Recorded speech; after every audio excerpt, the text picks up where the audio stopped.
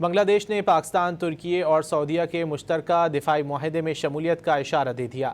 بنگلہ دیشی خبر ایجنسی کے مطابق بنگلہ دیشی وزیر اعظم کے مشیر برائے خارجہ امور ہمایوں کبیر نے انٹرویو دیتے ہوئے کہا کہ بنگلہ دیش سعودی عرب، پاکستان اور ترکی کے اقتصادی یا دفاعی فریم ورک میں شمولیت کے امکان پر مثبت رویہ رکھتا ہے۔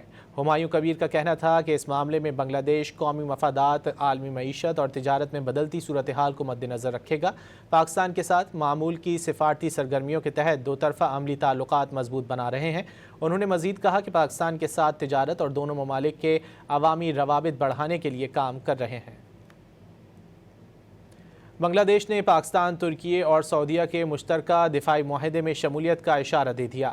بنگلہ دیشی خبر ایجنسی کے مطابق بنگلہ دیشی وزیر اعظم کے مشیر برائے خارجہ امور ہمایوں کبیر نے انٹرویو دیتے ہوئے کہا کہ بنگلہ دیش سعودی عرب، پاکستان اور ترکی کے اقتصادی یا دفاعی فریم ورک میں شمولیت کے امکان پر مثبت رویہ رکھتا ہے۔ ہمایوں کبیر کا کہنا تھا کہ اس معاملے میں بنگلہ دیش قومی مفادات، عالمی معیشت اور تجارت میں بدلتی صورتحال کو مد نظر رکھے گا۔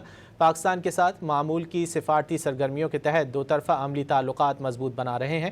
انہوں نے مزید کہا کہ پاکستان کے ساتھ تجارت اور دونوں ممالک کے عوامی روابط بڑھانے کے لیے کام کر رہے ہیں۔